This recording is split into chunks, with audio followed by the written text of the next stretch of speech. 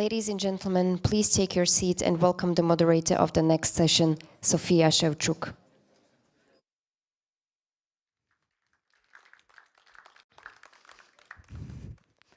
Good morning, everyone. My name is Sofiia Shevchuk, and I'm a climate, gender, and security expert, as well as part of the GLOBSEC Young Leaders program. Thank you, everyone, for coming for a Sunday morning session on climate change.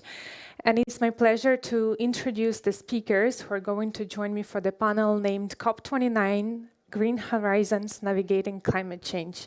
Please welcome Elnur Soltanov, a Deputy Minister of Energy of the Republic of Azerbaijan and a Chief Executive Officer of COP29. Hi, thank you. Which one do we take? You take whichever one looks at you. Okay. Yes. And Ambroise Fayolle, a Vice President of the European Investment Bank. Where do you want me to sit? Maybe over there.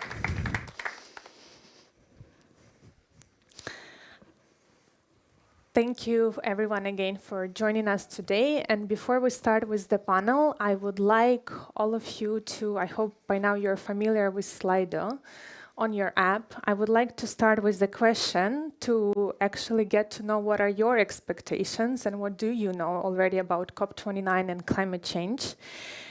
And this hopefully will also help us to navigate the panel in a way that will be useful for all of you today. Could you share with us in one word, what are your key expectations from COP29?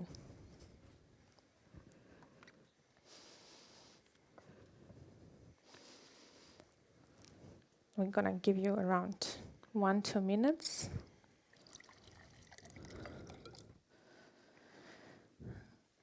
Progress, realism, solution, action, hope, financial innovation,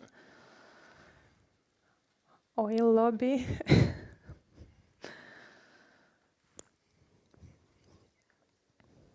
Okay, I see 2 words clearly stating out from the word cloud, which are action, financial innovation, and realism.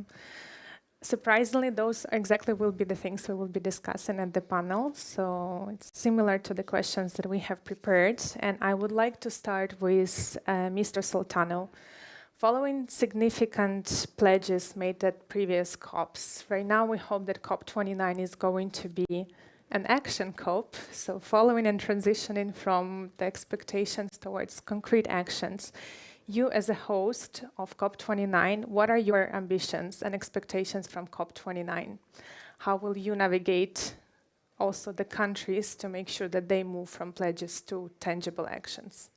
Thank you, Sofiia, for the question. So let me start with what deliverables we are expecting to have, and then probably move on our engagement strategy, making sure that we have enough time. But again, probably we are going to be open up issues as we progress through this event.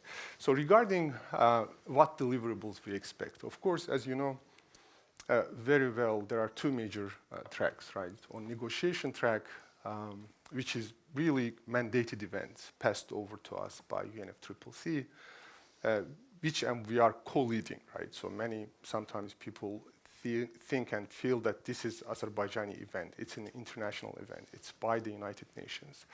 And UNFCCC Secretariat is the custodian, of course, of UNFCCC. That is this framework agreement on climate. And at the same time, its extensions, Kyoto and Paris extensions. And what COPs are doing, of course, it's about implementing, defining, redefining so that the promises are being kept in those agreements. And all 3 will be happening at the same time. So they pass over those mandated events to us. Among the mandated events, if I would have the courage to rank them, definitely the first and most important issue was this finance, like NCQG, so-called new collective quantified goal is the main issue. And I think we will be opening up that issue further as we discuss. Second, probably would be Article 6. Article 6 is very, very crucial thing because it's about really scaling up carbon dioxide and other greenhouse gas removal or reduction at the most efficient level globally. And at the same time, it's about really flow of finance, technology, and capacity building from developed part of the world to the developing part of the world. So you basically get the best of two worlds. Third issue would be loss and damage fund.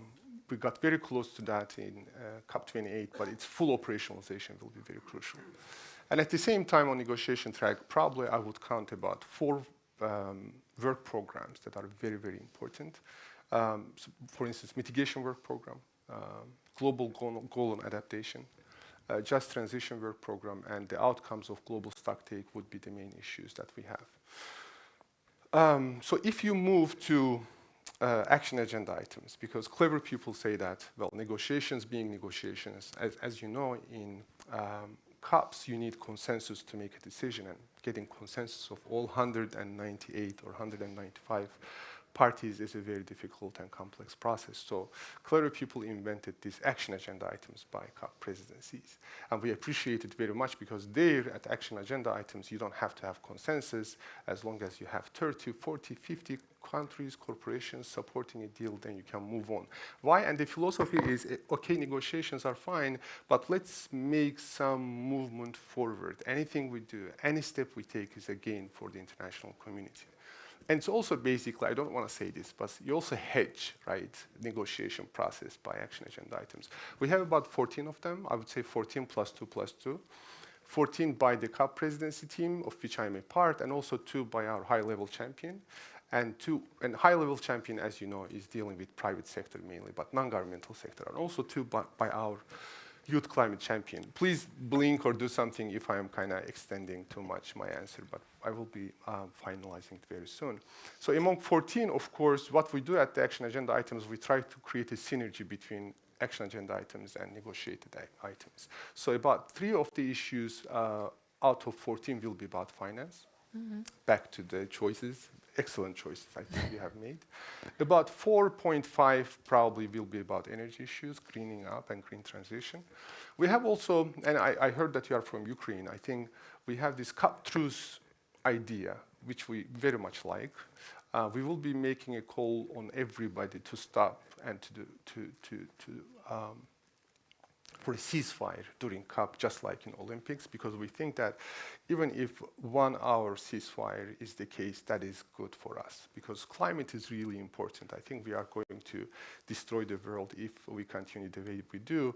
But when it comes to human lives, immediate human lives, climate itself becomes a side issue and becomes a means in terms of saving lives. But at the same time, wars are really very significant source of greenhouse gas emissions. So we have definitely water and agriculture will be top issues among the action agenda items, because water, in fact, is the thing that most of us feel climate crisis through, right? Be it ocean level rise or like in the Caspian Sea I'm coming from the shores of the sea level decline or floods or droughts. So water is everywhere. And if you ask people, usually they would talk about maybe heat waves, forest fires, but throughout the year, the thing we really feel all across the world is water. And water is also related to agriculture. Agriculture is related to food systems, very crucial issue. And at the same time, we have issues related to tourism, digitalization, healthy cities, and human capital. On +2 wise, we have focus on technology disruptors and small and medium enterprises.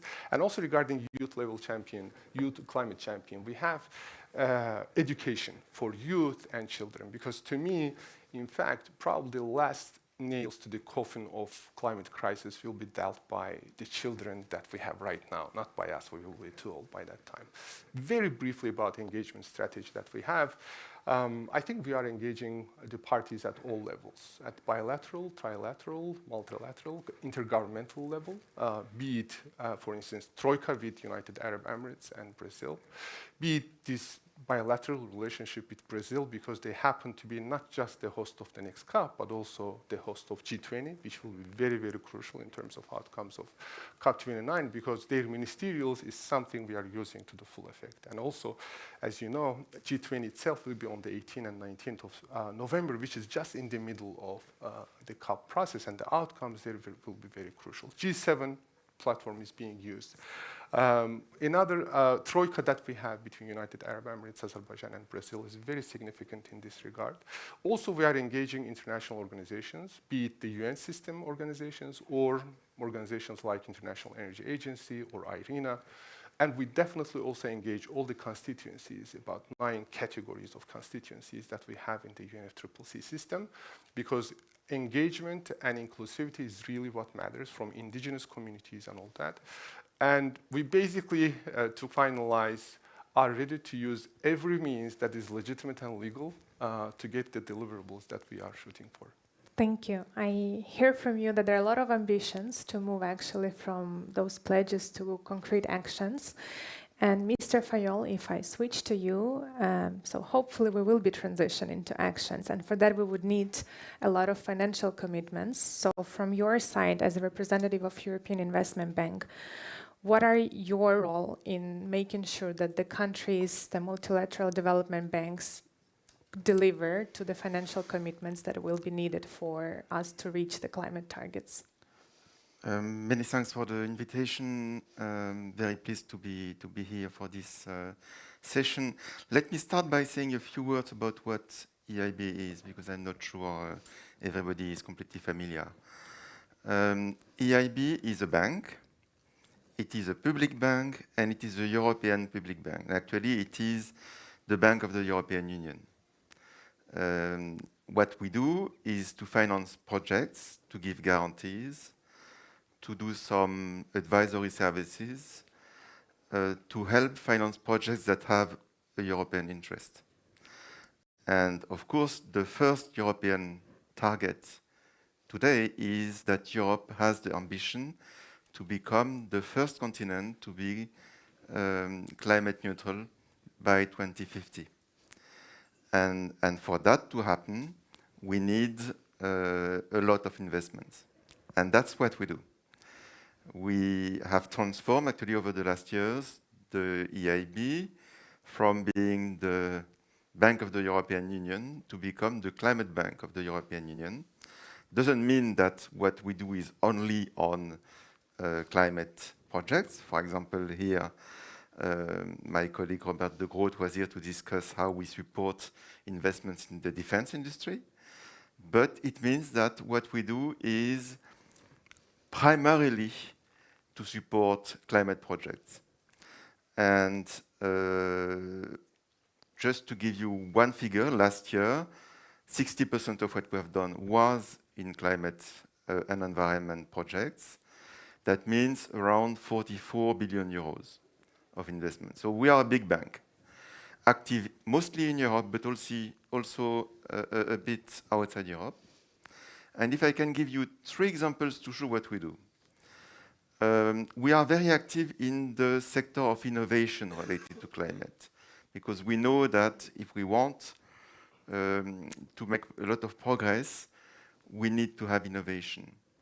And we have supported, for example, many of the the gigafactories for batteries, electric batteries, that have developed in Europe over the recent years. It requires a lot of investment.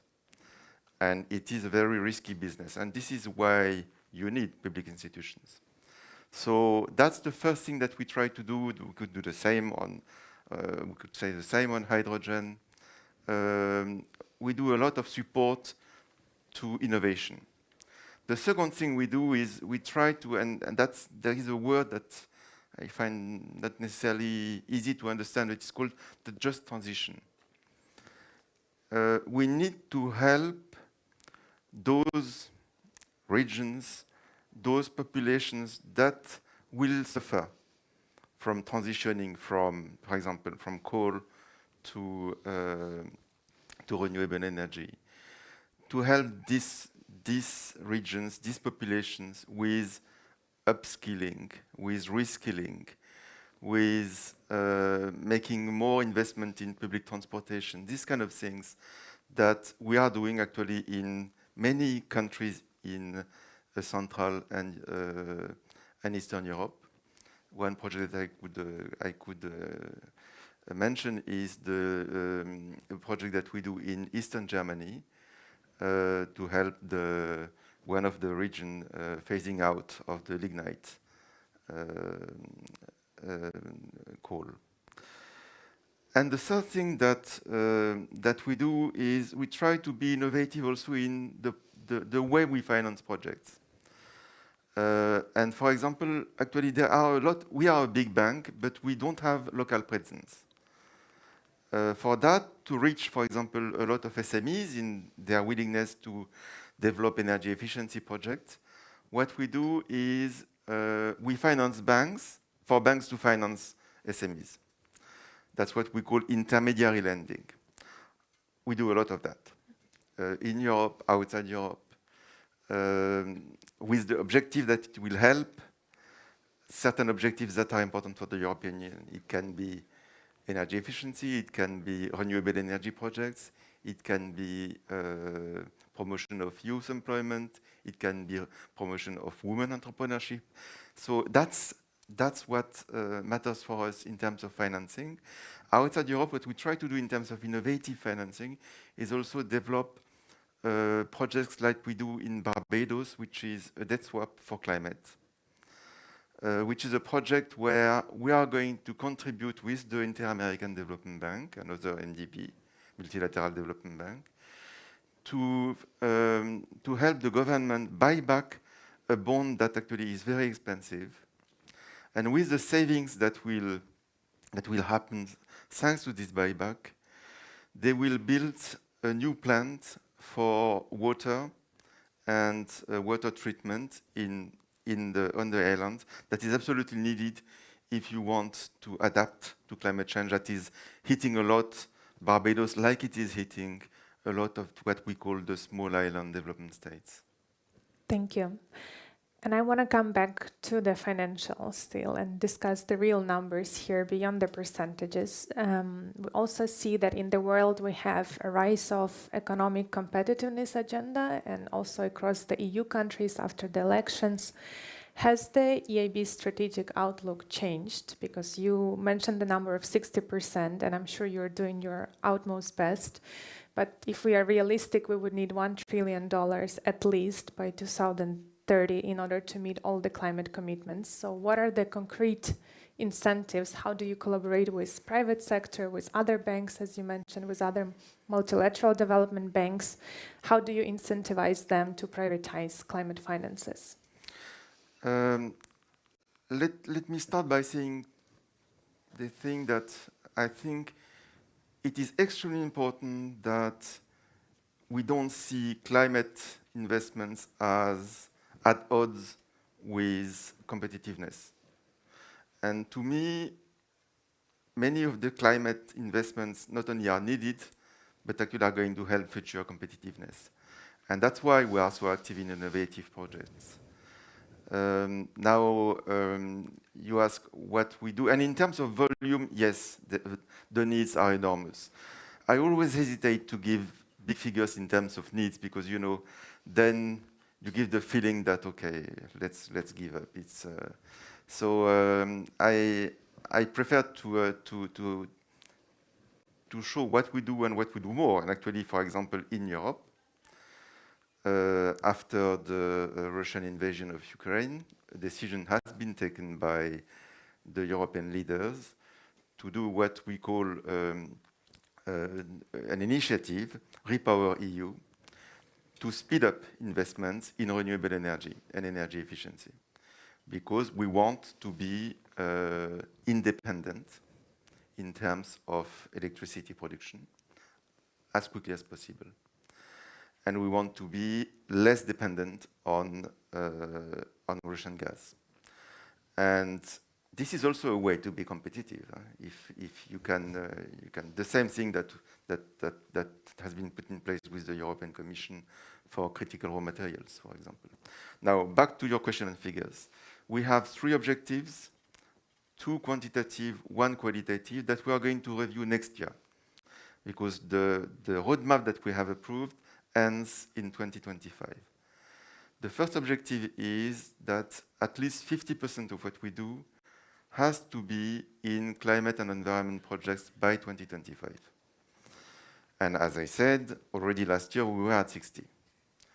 Now, that doesn't mean that it is easy. That doesn't mean that it's going to be above the 60 in 24 and in 25. It requires a lot of work. And more importantly, what I see in the institution that I've been vice president for the last 10 years is a change in the DNA of the people who do projects. It's not me. And the importance they attach to climate projects. And actually, in terms also of attractiveness of EIB for young talents, climate is absolutely essential.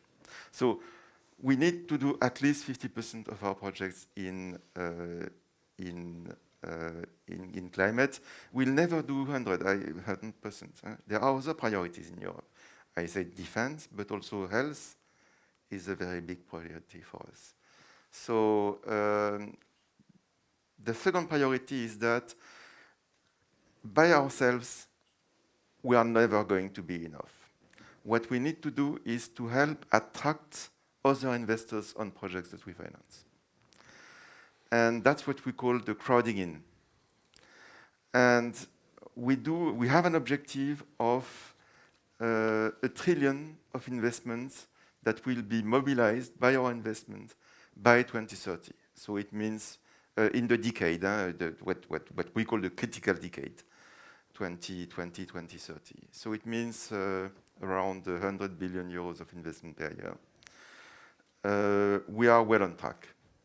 We are well on track on that. And actually, we do this with other colleagues from multilateral development institutions, also from the private sector. And I must say that without private sector involvement, we will not reach the climate targets. So it's absolutely essential that we find ways to help private sector investors develop their projects. And here, let me give you 2 examples of what we do. One of the problems that private sector face is often the lack of data, especially in projects in middle income and low income countries. And there is one initiative that has been taken by EIB together with IFC, a branch of the World Bank, where we have now all the multilateral development banks and a lot of bilateral national development banks. That is called the GEMS. GEMS is basically a database of recovery rates of projects in these countries. And we share all the data that we have on the projects we finance, and it gives a database that is extremely helpful to the financial institutions. And what we have decided last year was to make this database open. That was actually a request from the G20. This database is now open to everybody. And that is quite helpful for institutions, private institutions, willing to develop their climate investments. And the second initiative is on green bonds. The European Commission has launched a very ambitious initiative that is called the Global Green Bond Initiative. Because what we see is that green bonds are extremely developed in advanced economies, very much in middle income, even less in low income countries. And often it is because it is complex to see actually what a green bond is, how you can develop a green bond market. There are green investments, but you need some booster at the beginning. And this is what this initiative is about, how to help countries, financial institutions in low-income countries, for example, that have not yet these green bond programs, to develop this as part of their strategy. Thank you. And I would want to move to you, Mr. Soltanov. One of the key deliverables for COP29 when it comes to climate finances, and you already mentioned, was the successful negotiation of new collective quantified goal. Could you share with us more on this goal and how much of the negotiation has been done priorly? Because I'm also seeing all your questions that you're submitting. And there was a question, to what extent there are more negotiations happening prior COP29 and to what extent some of them are happening during the conference already?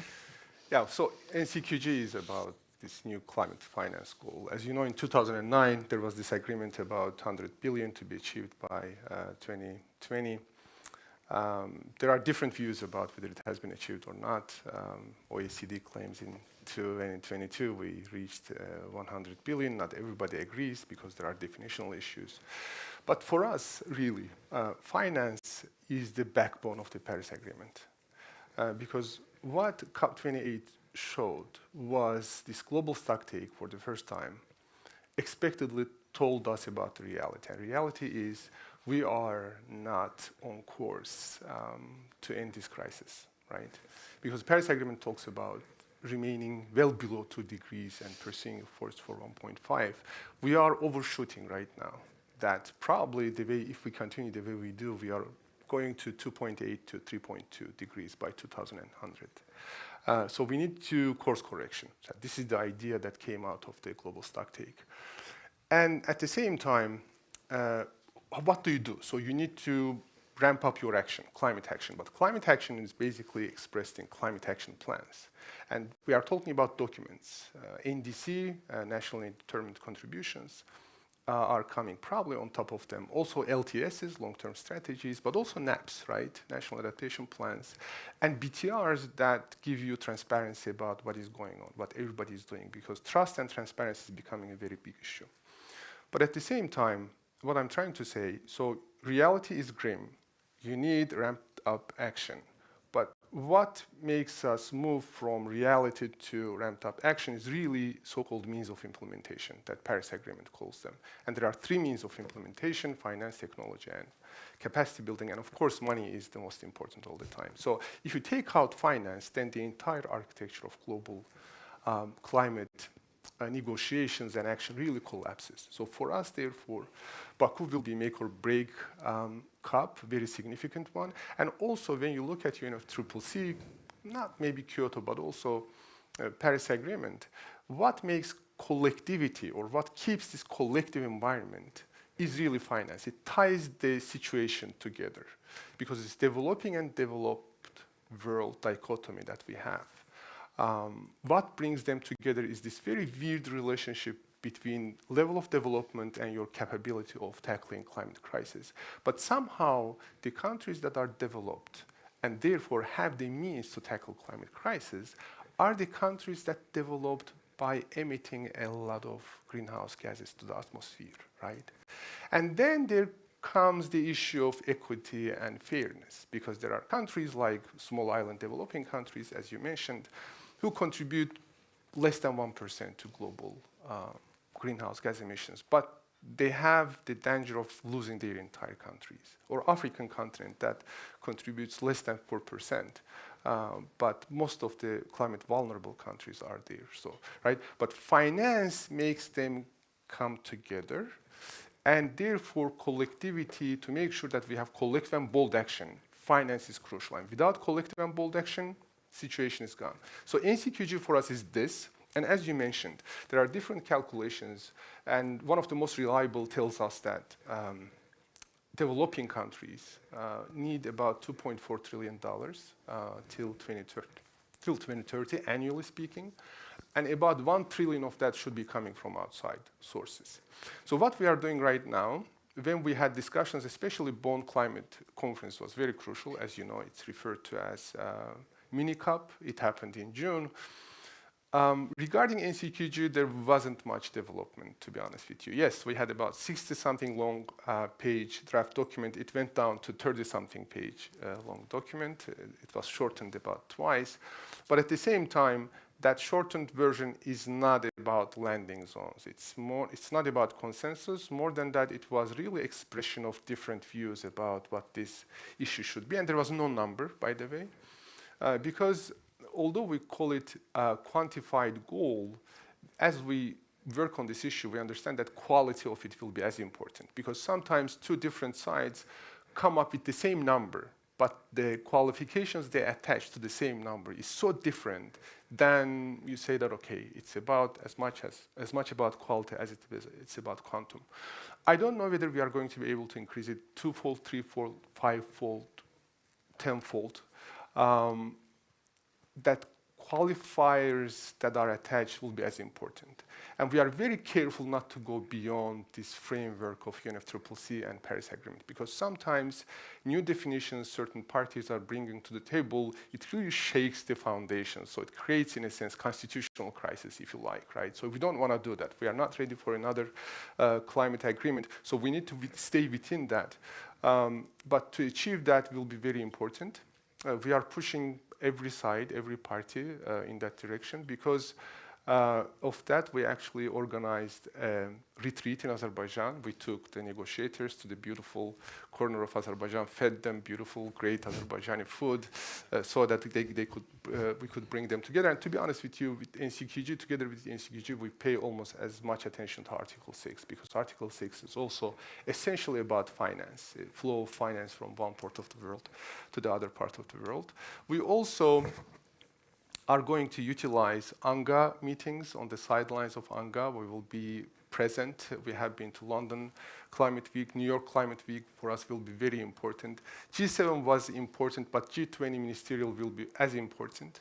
In October 9, we have this ministerial level because technical experts and negotiators are fine, but you need to politicize this issue and upwards. So we are going to have ministerial on the 9th of October of climate and finance ministers. And also we have pre-COP on the 10th and 11th of October, which is really final preparation for the COP event. But also, as I said before, G20 platforms are utilized fully. We have this established task force over there. They have very important ministerials of finance ministers and environment ministers. So we are pushing very hard. And to be honest with you, Sofiia, also this NCQG, so in Bonn Climate Conference, we did not make much progress in terms of mitigation work program either, which is very crucial because at the end of the day, I think I'm not mitigation-centric or adaptation-centric. We are going to talk about that. To me, both of them are really simultaneously important. But mitigation at the end of the world is something that will stop this process, right? But there wasn't much development regarding mitigation. Why? Because there wasn't much development regarding finance and NCQG. So unless NCQG, why do we say that it's litmus test and break or make it? Because finance goal-wise, unless we improve our situation, I think other issues will also be very much influenced by that. So therefore, we are optimistic. I think we do see that the sides are very, very constructive. They are very polite, which is to us the first instance, first condition for eventual and consequential outcomes. We are very hopeful that we are going to be having, as we say, fair and ambitious NCQG. That is taking into consideration needs and priorities of developing countries. And that also is really 1.5 aligned. So sometimes they ask me, how much money are we talking about? I mean, we are talking about the amount of resources, financial resources, that will be aligned with 1.5 goal, because that's the ultimate aim that we are seeking. Thank you. And to follow up on that, Mr. Fayolle, and I think I also want to pick up some of the questions that are being submitted by the audience. What are your ambitions in terms of delivering towards climate finances, and maybe also not only within the EU, but beyond the EU, since we already started talking about developing countries, and there are some questions about the global south. 90% of all investments from EIB, at least that's what I'm reading here, are spent within the EU. To what extent are you ready to start financing projects outside the EU? And also, to what extent are you ready to take the risk and incentivize the private sector to go and invest beyond? Because we would need the global south countries to achieve the climate transition and to get under 1.5. Can I say one word on what the minister said? Because there is one point that Minister Soltanov made that I think is very important. Climate mitigation remains absolutely essential. Climate adaptation is very important, but the day the level of temperature has risen so much that you are beyond the target that you said, I'm afraid there will not be too much to adapt. So adaptation is essential because climate change is already there, and that's what it is measuring. But I would not stress enough the importance of speeding up investments to help climate mitigation. Now, that being said, what can we do? I mean, what we do, I gave a few examples of what we do outside Europe. Actually, outside Europe, what we do is also a lot of projects that, you know, climate change is global. So a lot of what we do inside Europe, we do the same actually outside Europe. The same kind of project. And I will give you one example. When you talk about climate and environment, a key sector that already the minister said at the beginning is water. And if we don't find ways to keep water on Earth, you can have all the investments you want in climate-friendly investments that will not be sufficient.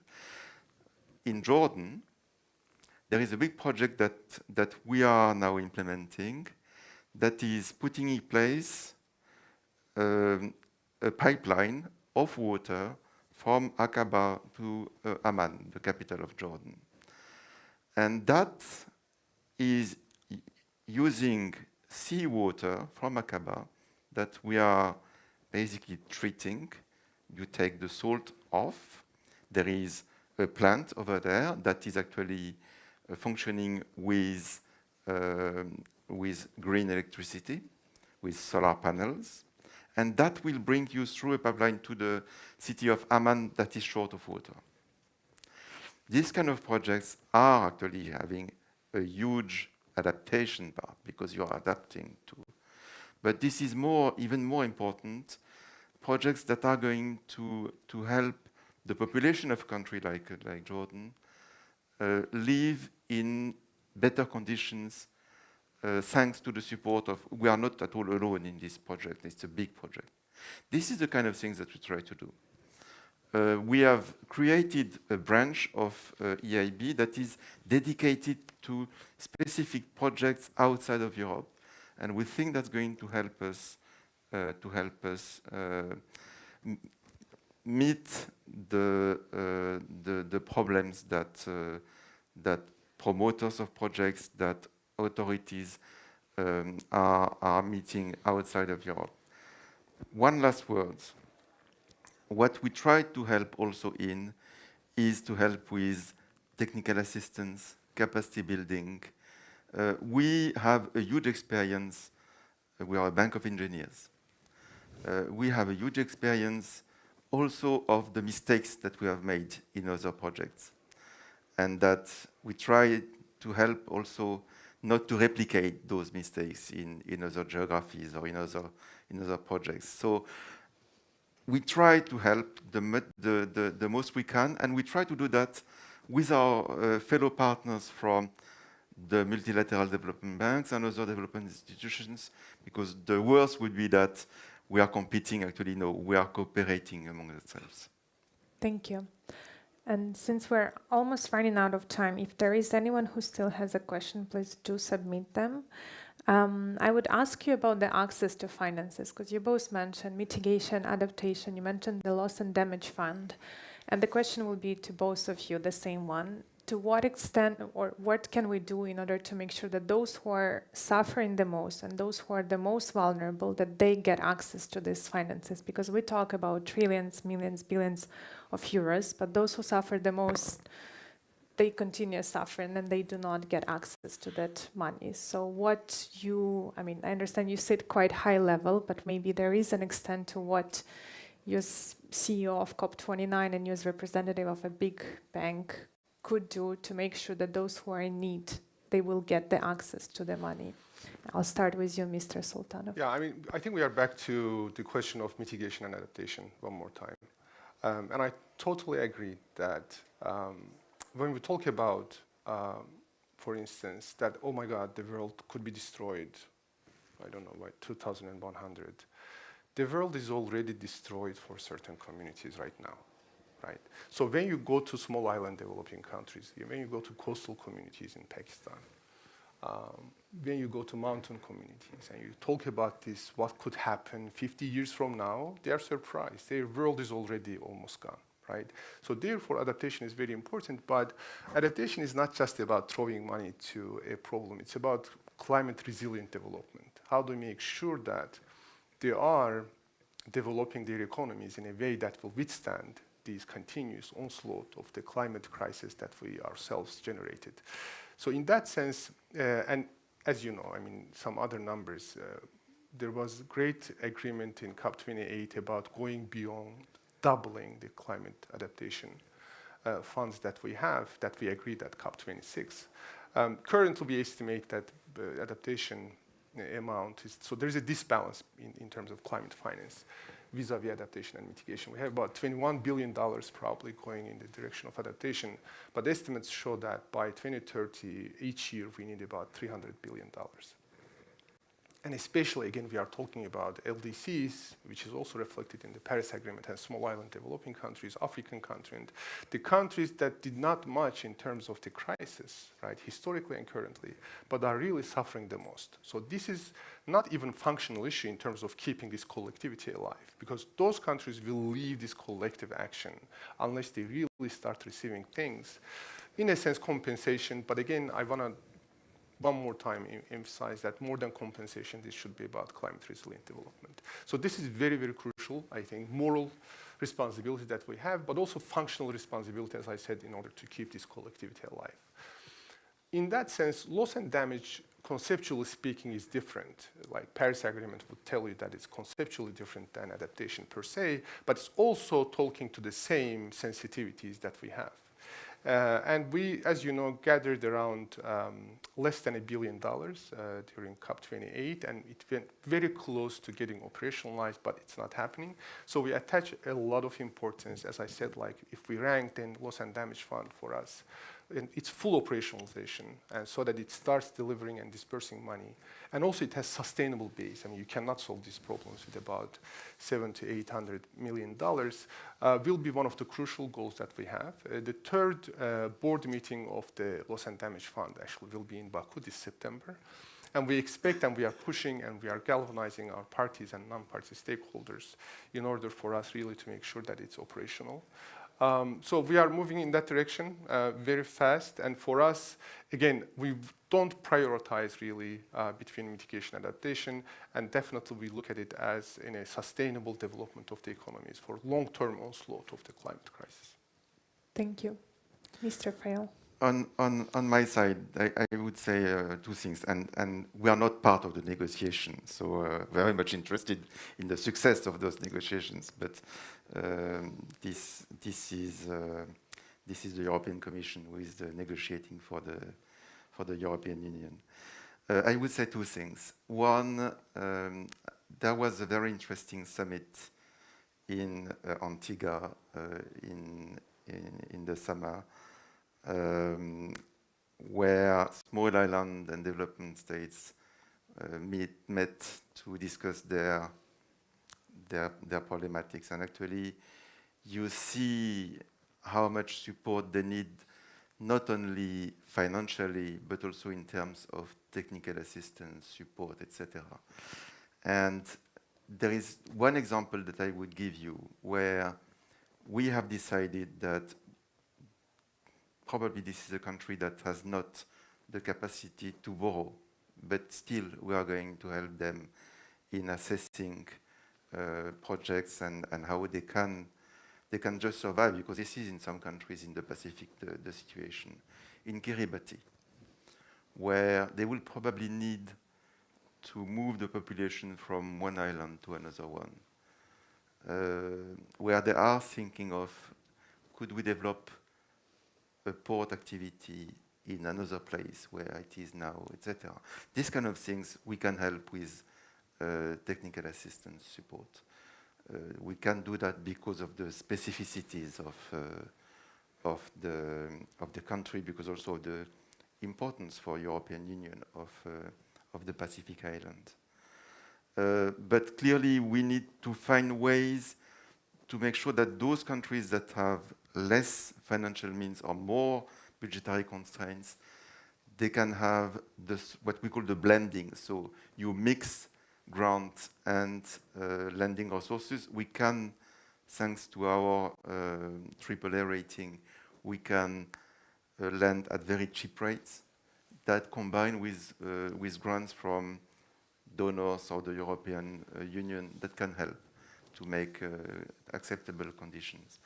But what I would add is there are vulnerable populations not only outside Europe. There are vulnerable populations also inside Europe.